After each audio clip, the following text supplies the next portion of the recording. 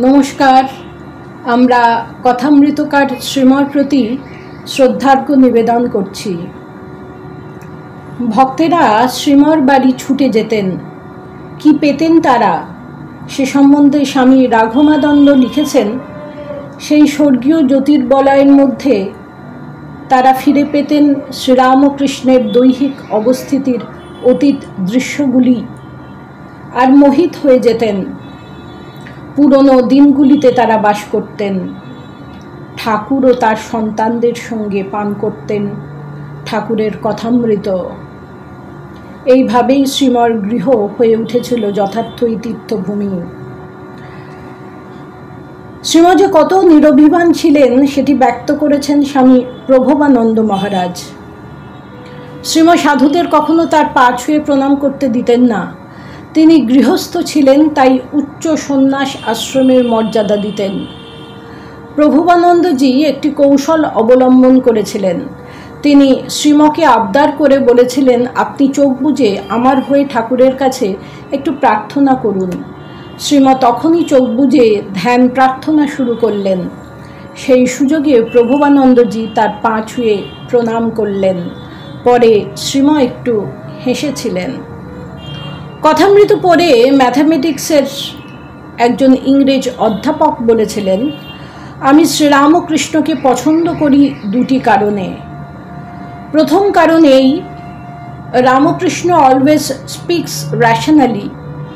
রামকৃষ্ণ সর্বদা যুক্তিযুক্ত কথা বলেন। আমার পক্ষে অযৌক্তিক বিষয় গ্রহণ করা সম্ভব নয়। আর দ্বিতীয় কারণ এই যে Ramakrishna is expert in solving problem. Ramakrishna সমস্যা সমাধানে পারদর্শী। তার কাছে কোনো লোক সমস্যা নিয়ে এলে তিনি বলতেন, তোমায় একটা গল্প বলি শোনো, আর ওই গল্প দিয়েই তিনি সমস্যার সমাধান করতেন। আমাকে ম্যাথামেটিক্সে সব কঠিন প্রবলেম সলভ করতে হয়, তাই রামকৃষ্ণের সোজা সরল মেথড আমাকে খুব আকর্ষণ করে।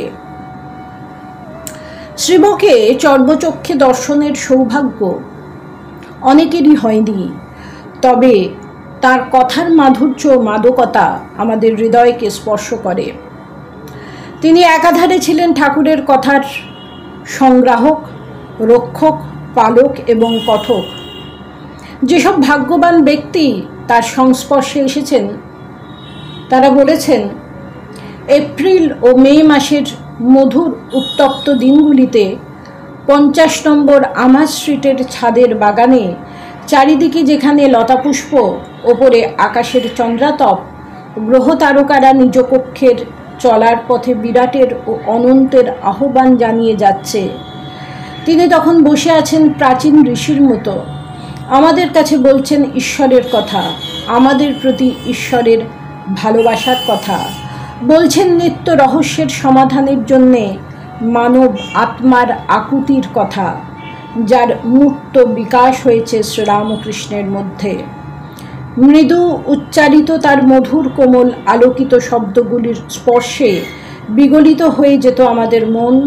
তা যেন শান্ত অস্তিত্বের সীমাকে লঙ্ঘন করে দুঃসাহসে উঁকি দিতে চাইত অনন্তের যবনিকা অন্তরালে। শাস্ত্রে গৃহস্থ আশ্রমের প্রশংসা আছে, সন্ন্যাস আশ্রমেরও প্রশংসা আছে। শ্রীরামকৃষ্ণ যোগানন্দ মহারাজকে বলেছিলেন, হ্যাঁ রে, আমাকে কি বোধ হয়? যোগানন্দ মহারাজ বলেছিলেন, না গৃহস্থ না সন্ন্যাসী। ঠাকুর খুব সন্তুষ্ট হয়ে বলেছিলেন, তুই এত বড় কথাটা বলে দিলি। যোগানন্দ মহারাজ বুঝেছিলেন যে ঠাকুর স্বয়ং ঈশ্বর, তিনি গৃহী ও সন্ন্যাসীর পরপারে। তবুও ঠাকুর গৃহস্থ আশ্রমের এবং সন্ন্যাস আশ্রমের মর্যাদা রক্ষা করেছেন এবং নিজ জীবনে দেখিয়ে গেছেন যে তিনি উভয়েরই আদর্শ। তিনি স্বামী বিবেকানন্দ এবং তার গুরু ভাইয়ের মাধ্যমে আদর্শ সন্ন্যাস আশ্রমের প্রতিষ্ঠা করেছেন। আবার শ্রীমৎ নাগ মহাশয় তারা দেখিয়েছেন গৃহীদের আদর্শ বলতে কি বোঝায়।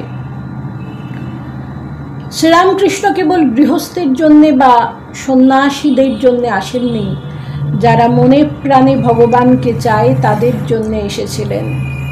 শ্রীমা মনে প্রাণে ভগবানকে চেয়েছিলেন গৃহকে কি করে তপবন ও সংসারকে কি করে আশ্রমে পরিণত করা যায়, শ্রীমা তা নিজ জীবনে দেখিয়ে গেছেন।